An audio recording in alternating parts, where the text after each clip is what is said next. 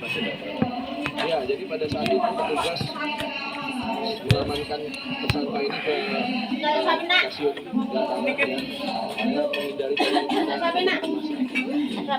pelaku berhasil lepas. Ya, untuk tersangka lepas ini marah, kamu dua marah. Kita masih melakukan pengejaran. Ekonomi juga mengatakan pihak kepolisian telah berhasil mengamankan 6 orang yang diduga melakukan perusakan stasiun kereta api. Akibat kejadian itu, sejumlah kaca dan fasilitas lain pada stasiun rusak parah. Selain itu, petugas juga ada yang terluka akibat lemparan batu oleh massa. Herdianto, TVRI Lampung melaporkan. Saudara, ratusan warga Kampung Kerawang, Kecamatan Banyumas, Bandar Lampung, mendatangi kantor Wali Kota Bandar Lampung untuk menuntut penerbitan sertifikat tanah yang sudah ketinggalan sejak tahun 1950 silam. Senin pagi, ratusan warga dari Kampung Kerawang, Kelurahan Garuntan, mendatangi kantor Wali Kota Bandar Lampung menuntut penerbitan sertifikat tanah Kampung Kerawang yang diduga diklaim oleh oknum sebagai pemilik tanah tanpa memiliki sertifikat tanah. Hari Isman, selaku koordinator lapangan, mengatakan warga Kampung Kerawang mendesak pemerintah setempat untuk segera menerbitkan sertifikat tanah yang sudah ditempati selama 2 tahun lamanya.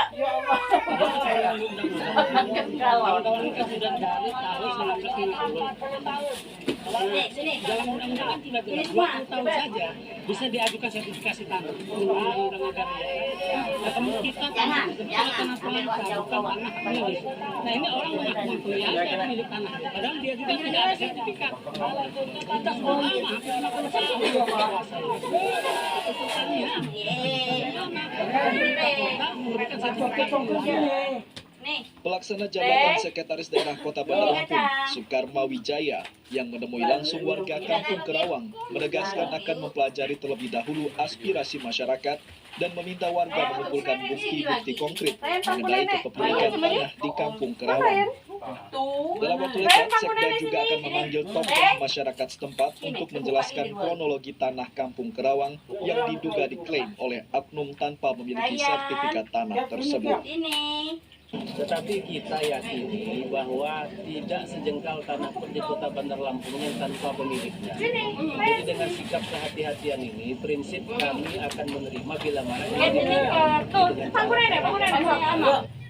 Usai berdialog bersama Sekretaris Daerah, masa aksi meninggalkan kantor Wali Kota Bandar Lampung dengan tertib pada pukul 11 siang. Yang Dendra dari Lampung. Jangan diganggu, cuma nonton. Mulai di depan kantor DPRD Kabupaten Lampung Selatan untuk menolak kenaikan harga BBM subsidi kemarin. Mahasiswa yang tergabung dalam pergerakan Mahasiswa Islam Indonesia atau PMII langsung menuju halaman kantor DPRD Lampung Selatan. Para pendemo meminta kepada anggota dewan untuk menyampaikan penolakan terhadap kenaikan harga BBM. Dalam orasinya, mahasiswa menyerukan bahwa kenaikan BBM membuat angka kemiskinan meningkat, bahkan dampak buruknya harga kebutuhan dasar semakin naik. Akibat sektor ekonomi nasional seperti transportasi, pertanian, industri, pariwisata menjadi terhambat, sehingga semakin mempercepat inflasi. Mahasiswa juga meminta pemerintah memberantas dugaan praktik mafia BBM. Aksi damai ini penjaga ketat aparat kepolisian. Mahasiswa kecewa karena hanya bertemu dua anggota dewan. Pendemo kemudian meminta tangan anggota DPRD sebagai bentuk dukungan sikap penolak kenaikan BBM. Jika BBM itu naik, maka secara tidak langsung bahan-bahan pokok yang lainnya di tengah-tengah kita ini pasti bakal naik juga. Maka dari itu, dalam hal ini pergerakan mahasiswa Islam Indonesia mempunyai sikap tegas sesuai dengan instruksi yang ada di Pengurus Besar Pergerakan Mahasiswa Islam Indonesia secara tegas menolak kenaikan harga bahan bakar minyak bersubsidi tersebut. Jika dalam sepekan aspirasi mereka tidak dipenuhi, maka mahasiswa akan menggelar aksi yang lebih besar. Agus TVRI Lampung melaporkan. Biasa beragam informasi masih akan kami hadirkan dan kemana-mana tetap di Lampung sepekan. Malam. Kini hadir lembaga pendidikan baru di Lampung, SMA SMA Janatun Naim International College Jadi. Melalui kesiapan yang lebih matang, sarana prasarana yang lengkap dan representatif, SDM, kurikulum dan program unggul sesuai tuntutan zaman. Jatuh Naim International College di bawah pengawasan penasehat yayasan Ustadz Profesor Abdul Somad Batubara dan Pembina Keagamaan Syekh Abdul Qadir Hafizatullah Al-Azhar juga menyiapkan beasiswa bagi 5 siswa terbaik untuk melanjutkan ke perguruan tinggi di Timur Tengah. Jadi, berada di kawasan aman, nyaman, dan asri. Ya, datang dan dapatkan informasi lebih lengkap ke kantor Janatul Naim International College di Jalan Wan Abdurrahman nomor 13, Batu Kutu, Lombok Barat. Ayo, daftarkan segera putra-putri Anda. Janatul Naim International College, kualitas internasional, biaya lokal.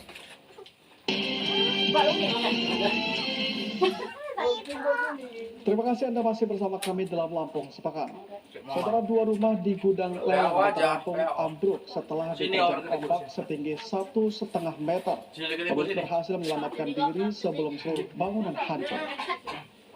2 unit rumah di Jalan Ikan Bawal, Gang Gotong Royong, Kelurahan Kangkung, Bandar Lampung ambruk usai diterjang ombak setinggi 1,5 meter.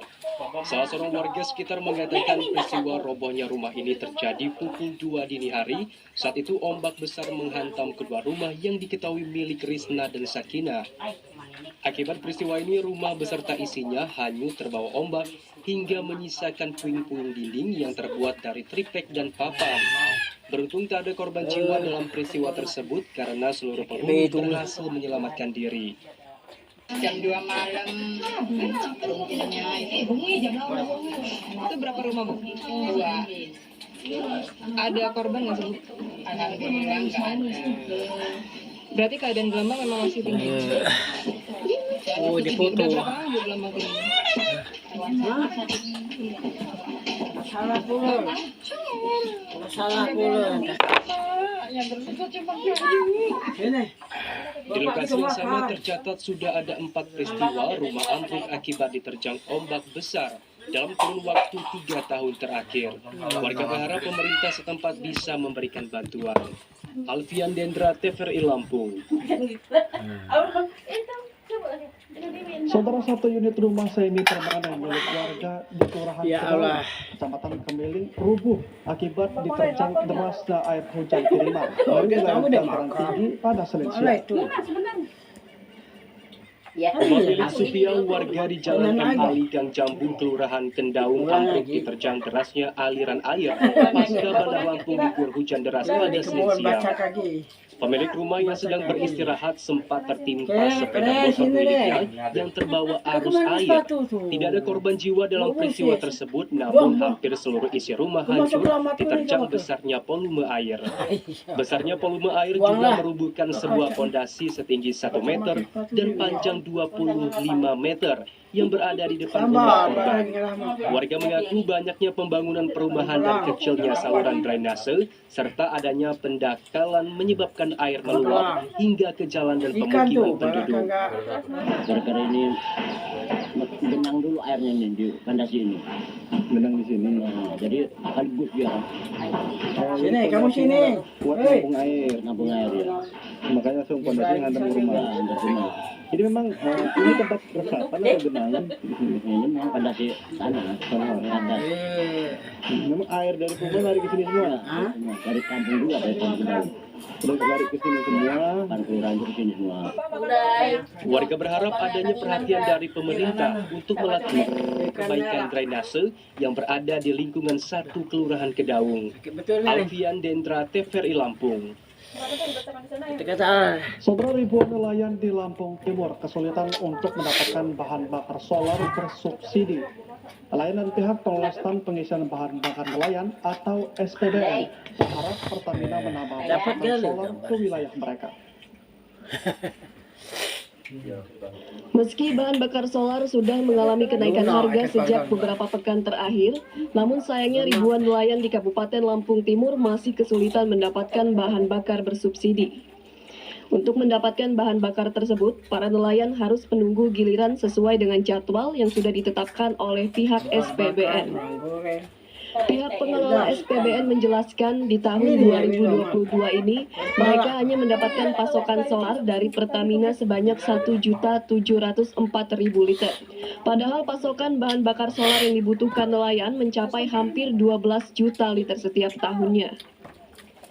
Mirisnya jumlah yang telah ditentukan pihak Pertamina sudah habis sejak pertengahan Agustus lalu.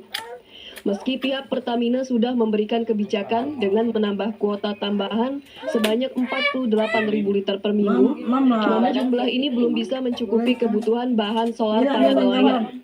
Untuk mengantisipasi hal-hal yang tidak diinginkan, pihak SPBN terpaksa hanya melayani para nelayan yang sudah mengantongi rekomendasi pembelian solar dari instansi terkait. Pihak pengelola juga terpaksa menerapkan pembelian solar dengan cara bergilir, supaya pembagian solar bisa adil dan sesuai dengan kebutuhan setiap nelayan. Semakin naik harga BBM, jadi kita langsung itu besar. Sementara hasil penjualan malah turun, nggak ada kenaikan, jadi nggak sesuai antara pendapatan harga jual dengan langsung itu karena BBM naik sih. Dari estimasi yang kita ketahui dari mungkin sekitar 10% untuk kuota tahunan, dan ternyata ya belum mencukupi. Sampai akhir Agustus kan terjadi habis kuota di Agustus terakhir. Warsito, TVRI Lampung melaporkan. Akibat cuaca buruk dan biaya operasional yang meningkat, ratusan nelayan di Lampung Timur enggan melaut. Para nelayan berharap pemerintah memberikan bantuan agar kebutuhan hidup bisa tercukupi. Cuaca buruk yang terjadi sejak beberapa minggu ini mengakibatkan ratusan nelayan di Desa Muara Gading Mas, Kecamatan Labuhan Maringgai, Lampung Timur enggan melaut mencari ikan. Hasil tangkapan yang sedikit membuat para nelayan yang memaksakan melaut merugi, lantaran hasil yang didapat tidak sesuai dengan biaya operasional yang membengkak akibat kenaikan harga BBM. Jika biasanya para nelayan teri mampu memperoleh hasil tangkapan antara 30 hingga 60 kg per hari, namun saat ini mereka hanya mendapatkan hasil antara 5 hingga 10 kg per hari. Bahkan beberapa alat tangkap seperti bagan dan sero sejak beberapa pekan ini tidak bisa digunakan untuk bekerja lantaran kondisi alam yang tidak memungkinkan. Selain kondisi cuaca, naiknya harga BBM bersubsidi juga menjadi permasalahan tersendiri bagi para nelayan. Naiknya harga BBM bersubsidi mengakibatkan biaya operasional para nelayan menjadi bertambah. Selain itu, para nelayan juga mengeluhkan pasokan BBM dari Pertamina ke stan pengisian bahan bakar nelayan yang jumlahnya masih sangat terbatas, sehingga tidak bisa mencukupi kebutuhan seluruh nelayan di wilayah tersebut. Para nelayan berharap pihak pemerintah menambah pasokan BBM ke wilayah mereka, sehingga bisa mencukupi kebutuhan dan para nelayan bisa melaut setiap saat.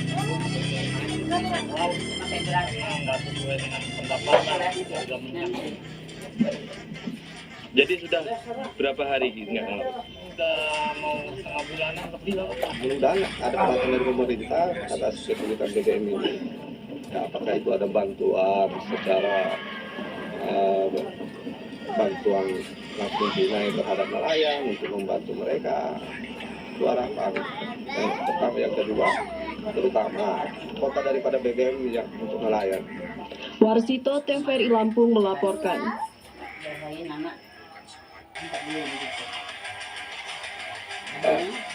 Saudara, ratusan supir truk dan bus angkutan umum menolak kenaikan tarif penyeberangan Selat Sunda. Jika diterapkan, kebijakan ini akan berdampak terhadap industri dan dipastikan harga kebutuhan dasar ikut melonjak.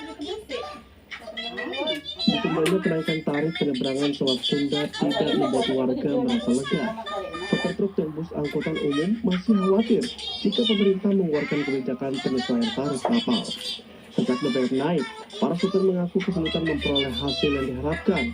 Pengusaha yang biasa menggunakan jasa mereka belum berani menaikkan uang sewa kendaraan, padahal sejumlah kebutuhan dasar sudah melonjak. Pendapatan pun berkurang sekitar 20%. Jika tarif kapal dinaikkan, maka semakin mempersulit penghasilan. Sejauh ini pihak ASDP Bakauheni dan Beras masih menggunakan tarif lama.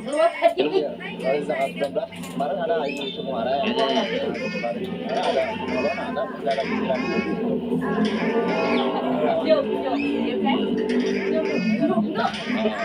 sekarang dengan ditundanya tarif kapal gimana? Artinya lebih tenang. Pokoknya nggak cocok kapalnya sampai naik. Kenapa Mas? Posisi ini solar udah naik, kapal mau dinaikin lagi, otomatis ongkosan kan naik. Jadi petaninya kuat apa enggak kira-kira ngongkosin mobil yang naik ini? Sebelumnya warga setempat dibuat resah dengan isu kenaikan tarif kapal sebesar 10 hingga 20% akan berlaku pada 19 September kemarin. Sebab proses tarif baru telah ramai beredar di media sosial maupun berita online. Agus Lampung melaporkan. Pemirsa yang beransak terlebih dahulu karena Lampung sepekan masih akan kembali usai jeda berikut ini.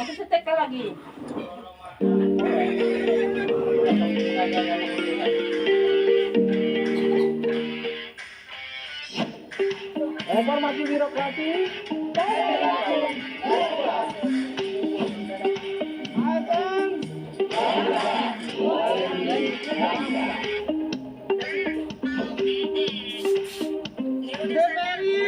Media pemersatu bangsa.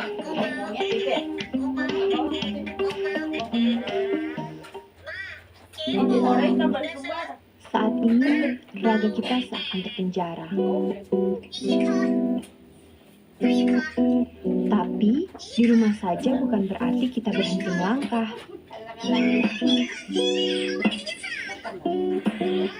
Karena bagi mereka yang kreatif, apapun kondisinya, selalu ada ruang untuk berkarya. Memang terasa sulit, namun dengan semangat dan usaha akan membuat kita mampu melewatinya. Bangkit dari pandemi bukanlah mimpi, kita pasti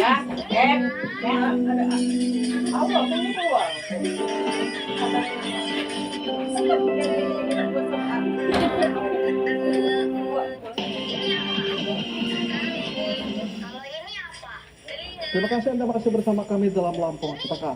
Saudara Komisi Pemberantasan Korupsi mencatat jumlah kasus korupsi tahun 2021 secara nasional mencapai 1.462 kasus. Para tersangka mayoritas berusia produktif. Provinsi Lampung menjadi tempat program roadshow bus KPK tahun 2022.